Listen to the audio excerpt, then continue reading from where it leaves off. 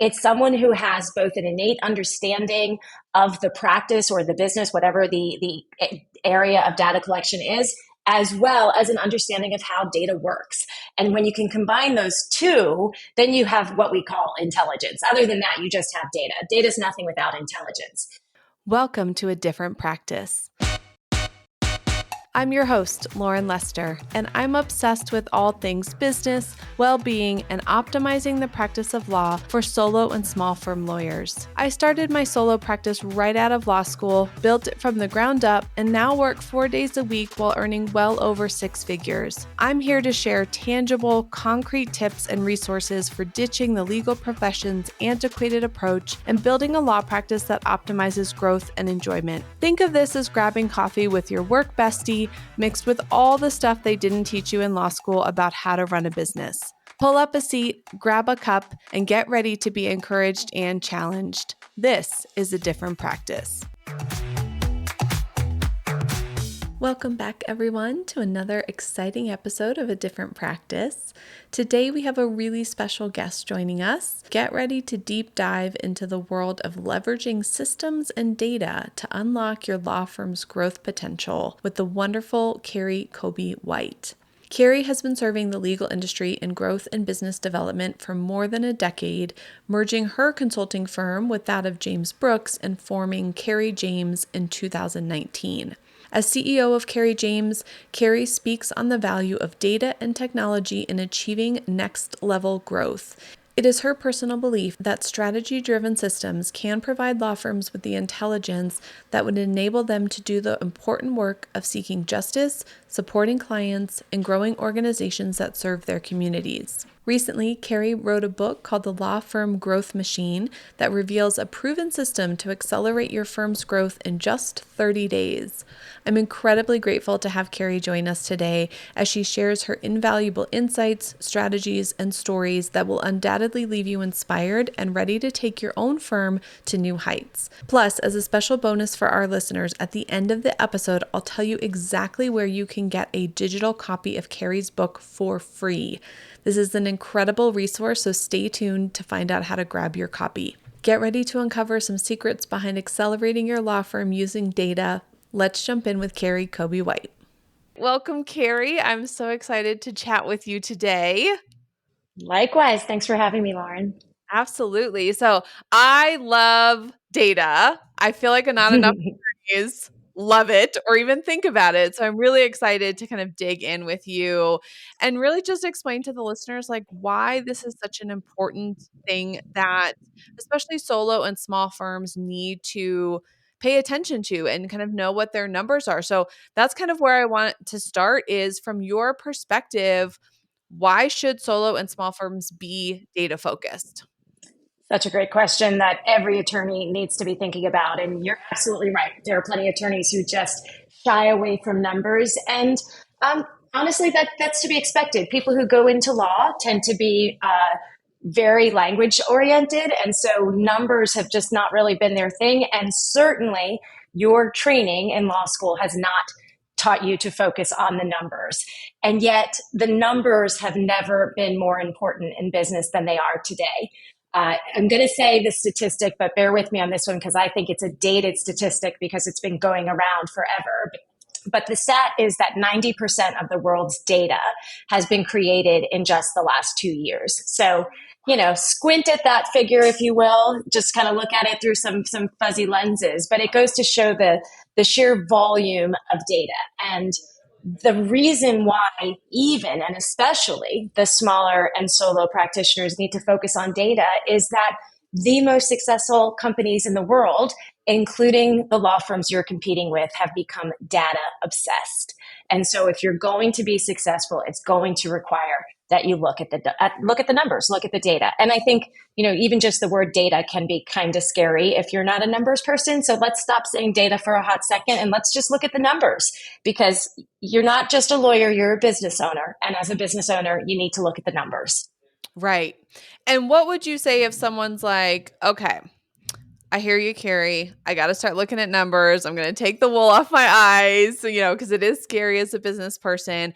Where is the best or at least a really helpful place to start? Like, is there one particular number we should look at? Is there a handful that are probably a good starting point? Like where does someone start? Absolutely. So, if you want to grow your law firm, I think the single most important metric is your ROI, your return on investment. And what is the investment that you're making? Well, if you are trying to grow your law firm, then you absolutely must be invested in marketing of some kind. And that's going to look very different for every firm. So, Lauren, if part of your growth strategy is to be a voice and therefore a referral partner in the industry, well, you're investing in the equipment that you're using right now to record this podcast. And maybe you're investing in the office space and you're taking some people out to lunch every week. Those are investments. And what every attorney needs to know is how much am I spending on building my business and what am I getting out of it? And we absolutely must shift our thinking when it comes to marketing, whether again, that's taking people to lunch and building referral partnerships or spending on PPC or SEO. Marketing is an investment, not an expense. And what you should be looking at every single month, and really, we can look at it in different segments, but annually, monthly, quarterly, this year, what did we spend and what did we get out of it? And thankfully for lawyers who've invested heavily in their education, there's a good ROI, generally speaking, when it comes to marketing in the legal industry. It is also one of the most expensive, though, which is why knowing your numbers is so important. So you could look at it this way. If you could stand in front of an ATM and put $1,000 in and spit out a $5,000 client, would you do that? All day. You'd do it all day. So you have to figure out, and this gets into some of those other numbers, what does it take me to make the phone ring? What does it take me to get a client signed up? What does it take me to actually settle that case? And when you look at all of that together, you're just going to get your ROI. What did I spend and what did I make? And that expense is really an investment. And I love that piece, that like mindset shift of, because we track expenses, right? Like paper and postage and employees, right? And it almost feels like it's a necessity to run the business, but it's like in and out. We don't really think about it as, like you said, as an investment. And can we take marketing in particular or networking or all the things we're doing and say, if I'm putting X in, what am I getting back out? Right. And I think, like I said, with the value of a client being significant, I always tell attorneys, you're not selling ice cream cones. So, it's not a $3 ice cream cone and you spent 60 cents on sprinkles. You've just signed a $5,000 client. You have to spend some money to make money. And I think when we do shift the mindset, and it's actually something that I make a significant case for in my book, there are 4 fundamentals when it comes to developing a thriving practice. And one of those fundamentals is adopting the CEO mindset, which again, your legal training hasn't necessarily prepared you for. In fact, you've been trained to think like a lawyer, which is almost contrary to data. Data is very black and white. Thinking like a lawyer means let me consider the morality and the ethics of it, and let me look at precedent, what happened in the past. And data is not that. Data is black and white. Now, do you need to interpret data and gain insight into that data by thoughtful analysis? Absolutely. And your lawyer brain is going to be primed for that sort of analysis. But let the numbers speak for themselves in black and white first and foremost.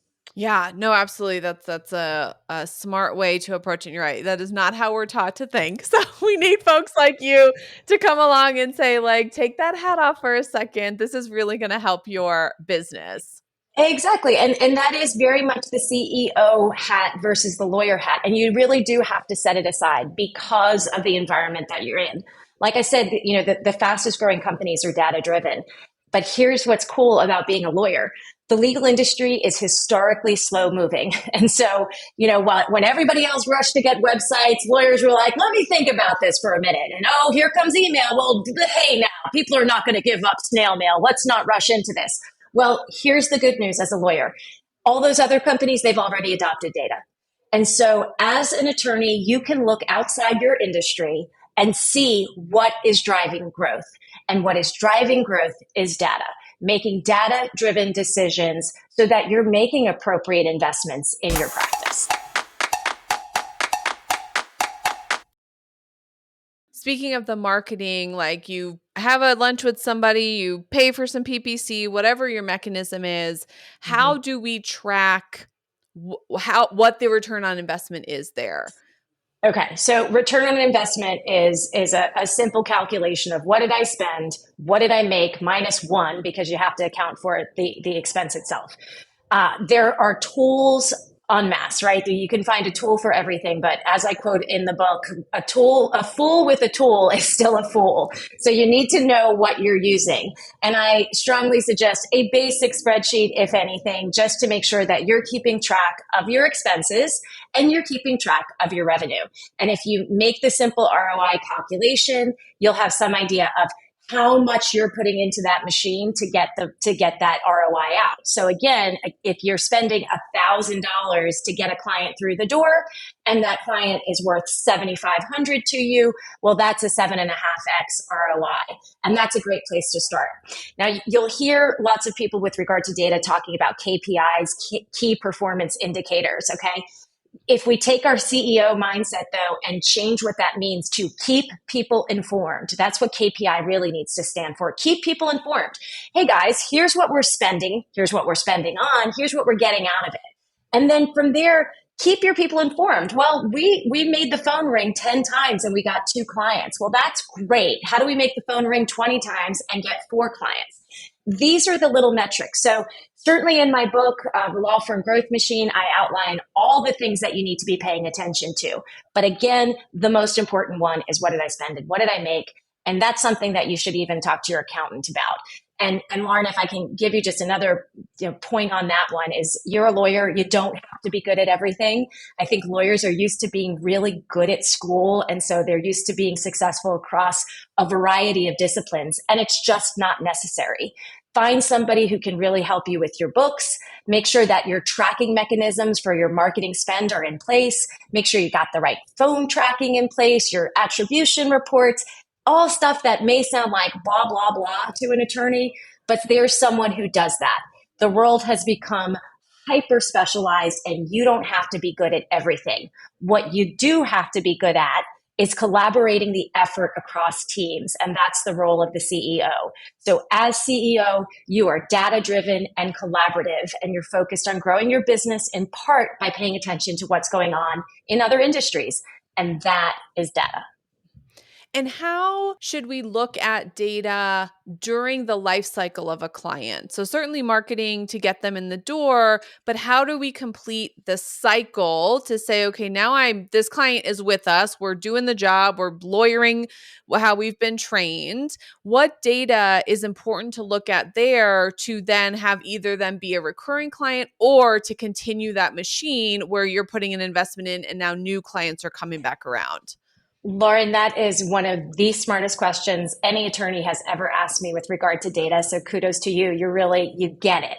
And when we talk about the machine, I'm very clear on the purpose of a machine. A machine is designed to make work easier so that you spend less energy and effort to achieve some outcome.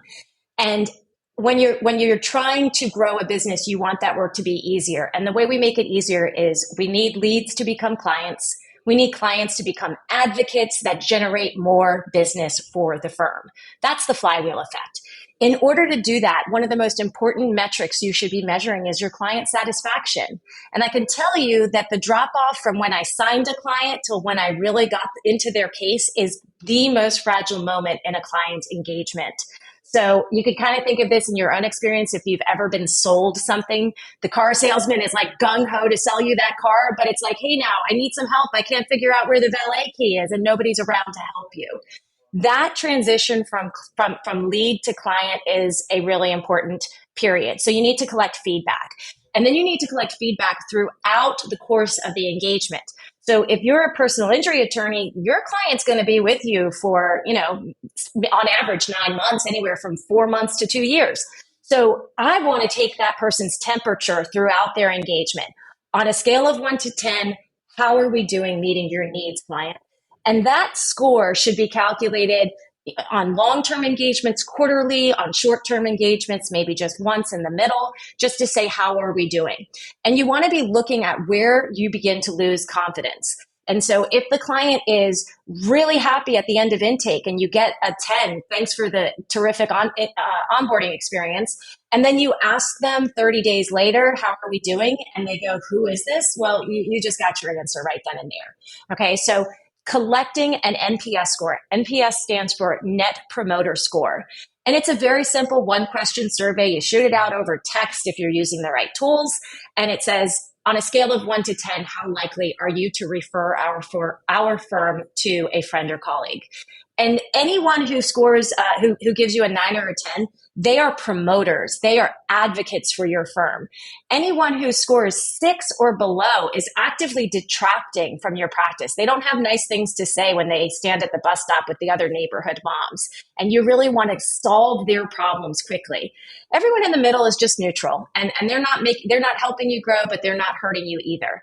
My recommendation is anytime someone falls below an 8, you're on the phone making sure that you're communicating. It's the biggest factor in the negative review is lack of communication.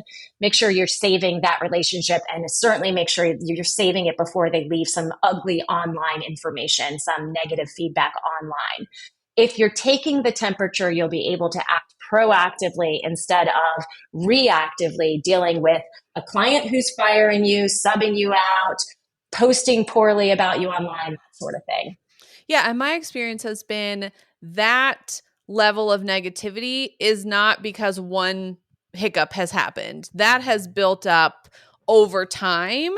And yeah, and I think your point is so well taken, is having those temperature checks and to be able to catch the one 30 days in to say, hey, how could we have done better? Where did we mess up? Let's make this right. That will turn that client hopefully around, assuming we continue to do our jobs well. But they got one at 30 days and then 40 days and then 60 and then 100, and no one addressed it with them. And now they're on the bus stop telling them their neighbors about this terrible lawyer. Right. And the thing is that you'll find the patterns in your business. You'll see where confidence wanes, and you're like, okay, we need to do something at the 4-month mark in a PI case, because we really they get frustrated at that point. And you just say, you know what? The lawyer, not the paralegal, not the assistant, but the lawyer picks up the phone at the 4-month mark just to say, hey, just want you to know these things take time. We're working with you. I hope everybody's okay.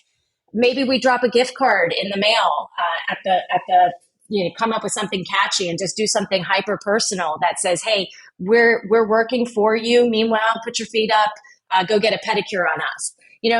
It's little things like that again, you may be looking at that as an expense. It's not. You're investing in your firm's reputation, and that's another investment in your growth. So you'll find the parts that tend to consistently drag down, and you'll also see who's dragging you down.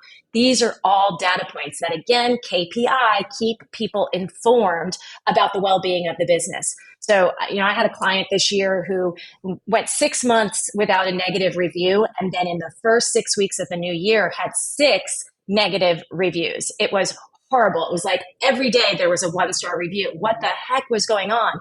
And we found a major flaw in their onboarding process that we were then able to use the information to remediate. And that's what data is going to do for you. And did you find that flaw in that example by talking with clients? Like, is there a lot to be gained out of, hey, be honest with us. Where are we screwing up? Basically, what can we do better? Because I think a lot of lawyers don't know what to do. Like, we're trained in a certain way and it's hard to think outside the box. And so when you get someone who says, this hasn't been a great experience, we're so afraid to go to that client and go, tell me what we can do better. Absolutely. And you make such a good point, Lauren. There's plenty of folks out there who say, oh, we never get any negative reviews. You may not get negative reviews, but you can get negative feedback. And negative feedback is the breakfast of champions. You want to know where things aren't going poorly because you can't fix things that you're not aware of. And so to your point, you have to ask these questions. Exit interviews, feedback from your employees. When did things get most difficult for you? In those settlement meetings, when a case is closing, tell us 2 ways we can improve and 2 ways that this went well for you. You can't get feedback that you don't ask for to be constructive if you wait till it's online. At that point, it's hurting you. It's negatively affecting your marketing efforts, and you don't want to deal with it then. You want to be proactive. So if things start waning, you get that feedback. The other thing that's so important when it comes to communicating about that feedback is to set the expectations for the client from the beginning. So if you have a client who says, I expect someone to be on the phone with me every week, then you can say, you know what, we may not be the firm for you. We have a very robust practice, and I hope you understand that these things take time, but I can't give every client a weekly call, and I certainly wouldn't want you to feel like you haven't been communicated with, so maybe there's a better fit for you. And that's okay. That's the kind of feedback that you have to be willing to receive and use that feedback to make adjustments in your practice where you see fit. Right. Yeah. And again, coming back to the data and knowing kind of what your data is saying about your firm. And I like the point that you made earlier of there's a difference between the black and whiteness of the data, but then there's the level and the layer of interpretation. Can you talk a little bit about what does that look like? Well, it's actually one of the fastest growing roles in industry, not the legal industry specifically, but in business. One of the fastest growing roles is that of the data translator. It's someone who has both an innate understanding of the practice or the business, whatever the area of data collection is, as well as an understanding of how data works. And when you can combine those two, then you have what we call intelligence. Other than that, you just have data. Data is nothing without intelligence. And so you need to be able to, what we put it into three little buckets. You need to centralize your data, which means I'm getting my marketing data and my intake data, and I'm looking at those two in union. So I'm centralizing my data. Next step is you want to visualize it. Because when you look at data in a visual way, that's where you'll suddenly see those aha moments like, oh my, what happened in July? Is everyone on vacation in July? Because our clients are leaving nasty reviews and clearly we're not being very responsive in July. So you're going to look for those outliers. And then, of course, the analysis. And that's where your quote unquote data translator comes in, which is really, again, the role of the CEO to bring together everyone who can add value. And now we're looking at the data and we're saying, okay, so the highest volume of negative reviews come in during lunch hour. Well, it's funny because we also have the highest number of unanswered calls during lunch hour. And gosh, maybe we need to staff up during lunch hour. These are little data insights that only have meaning to your firm when they are combined with someone who understands what happens in your firm. Hopefully that's you as the CEO of your practice, but it's also going to be bringing in people from your marketing team, from your intake team, from your client service team, from your paralegal team who are dealing with a lot of those communications.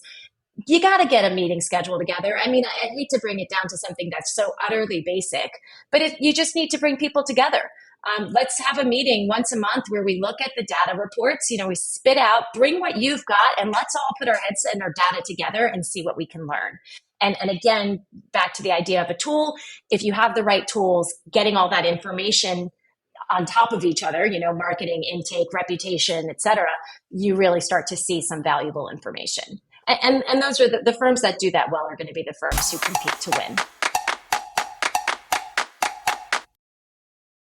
I know that you've worked a ton with law firms in helping them organize their data, capture it, organize it, analyze it. What is one thing in doing that from your own business perspective in helping lawyers that was a data point you wish you would have started tracking sooner, or that once you started tracking, you realized, wow, there's like a gold mine here? Yeah, I mean, it's so funny because once you start collecting data, it is incredibly eye-opening.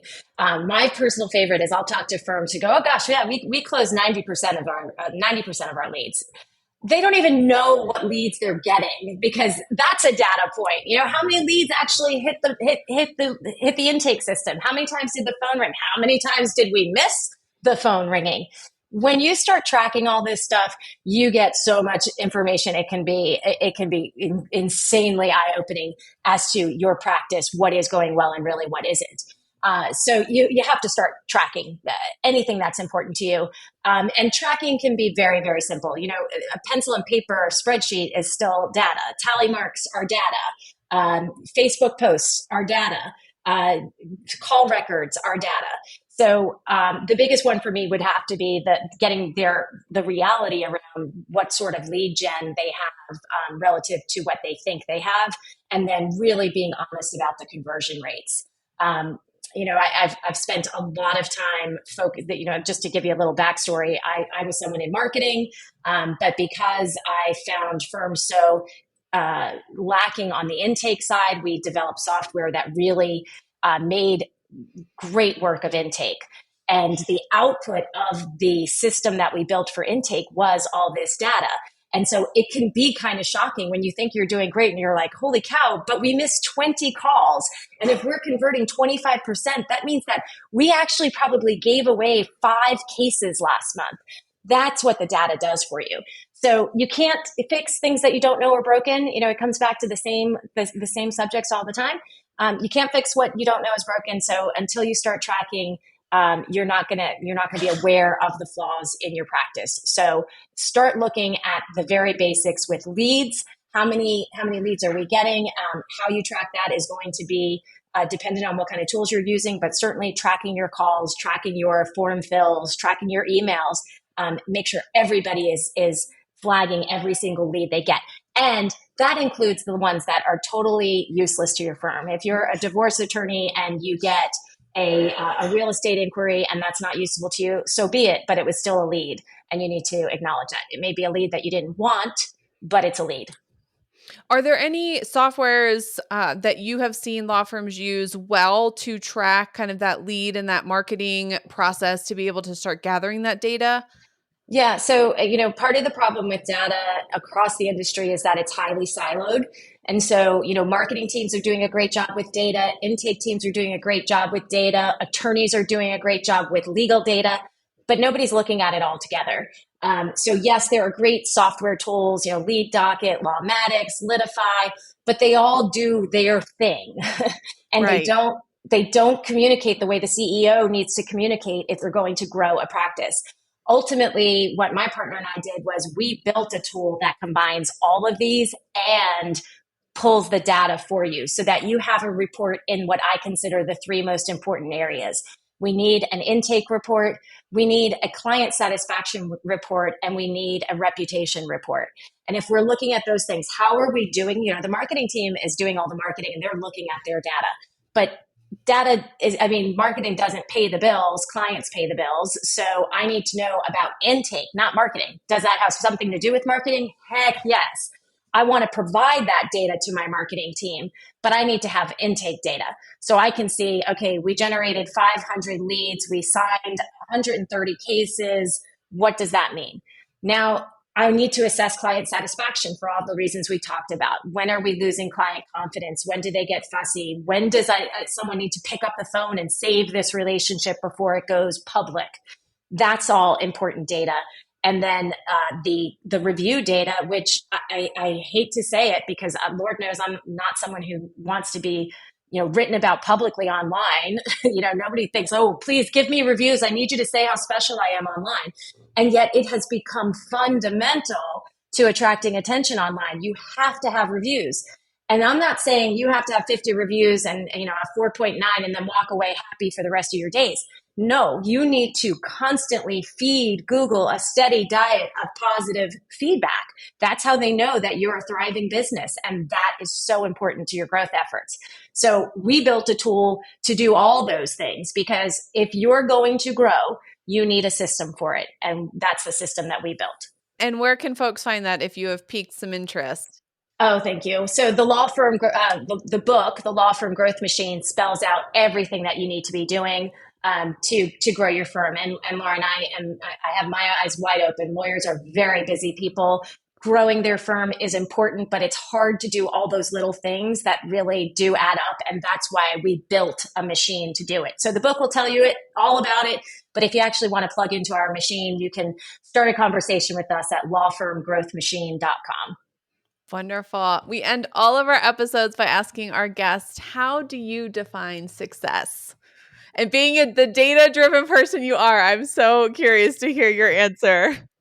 Okay, well, it's funny you should say that because, I am a realist, especially when it comes to my business. And let's be honest, for many, many, many of us, success does have a financial data point attached to it. And so part of me feeling successful is feeling that I am growing my business, that I I do have my eyes on the data and I know what good investments are and that my investments are profitable to my business and my life in general. Lauren, I'm having this conversation with you right now from a beach with my family. So certainly um, there's a nice balance to that in that I feel very secure about my business. And so I'm able to step away from it. And I want that same success for lawyers. Um, at a more of a macro level, my partner and I learned many years ago that the best way for us to achieve our dreams was to help other people achieve theirs. And so I feel like I'm in a great role for my personality. I make lawyers very happy, and that gives me tremendous satisfaction. If I have unhappy clients, I don't sleep worth a lick. And I know many lawyers who feel the same way. So, what I define as success is obviously that data point that I know takes care of my family financially, gives me the time to enjoy the family, and that I have clients who are achieving that same success with our help. Your passion and dedication to helping lawyers grow and thrive is tangible, and certainly, hopefully, folks can feel it. And it seems to come from a place of true longing to help, which is just so refreshing. Well, it does, and I'll tell you why, because I think it's something that lawyers need to be very aware of. That 2016 ABA report about the mental well-being of lawyers really rattled me. I work with a ton of lawyers, and I was aware of that. I could see it. It's an inherently conflict-ridden industry. I mean, that's what you do is you solve conflicts for a living. And so you're going to be dealing with someone else's burdens all the time. And I just feel like that should come with a degree of financial stability and success. And I feel like the last decade has made that harder and harder to achieve. And it, quite frankly, just doesn't sit well with me. I want lawyers to enjoy the success that I feel like they've invested in. From an educational standpoint, from a personal commitment, just the time it took you to get that degree, I want you to do well. So this is a bit of a passion project for me. I want my many lawyer friends and clients and colleagues to feel successful, and it's harder than it used to be, but it is manageable if you do some things consistently over time and let those efforts compound into a successful, thriving firm.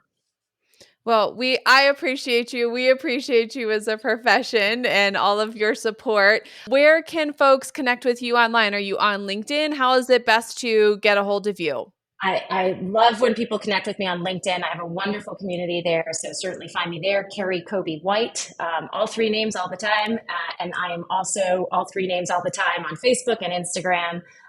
And we are really shifting. Like I said, we've done this in a very custom consulting manner over the last decade, but we have shifted this to a far more affordable group kind of consulting model. And we'll be looking for folks to join us who are some of those smaller solo and boutique practices that want to be successful, just like their larger competitors.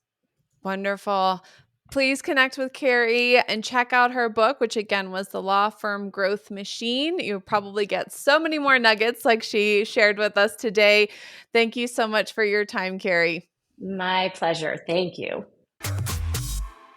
All right, that wraps up another fantastic episode of A Different Practice. I hope you enjoyed today's discussion as much as I did. After chatting with Kerri, I know I'm super pumped to dig deeper into my own firm's data to see what insights I can uncover and how they could possibly lead to an even better client experience. As promised, to request your free download of Kerri's book, The Law Firm Growth Machine, go to kerrijames.co/ADP. That's KerriJames.co/ADP for A Different Practice.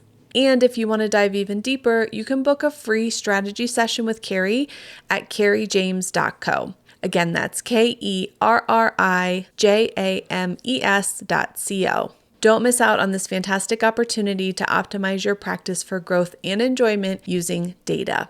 Before I go, I have a few quick requests for you, our amazing listeners. First and foremost, I want to hear from you. Your feedback and reviews mean the world to me. So if you haven't already, would you please take a moment to rate and review the show on your favorite podcast platform? Your input helps us improve and reach a wider audience.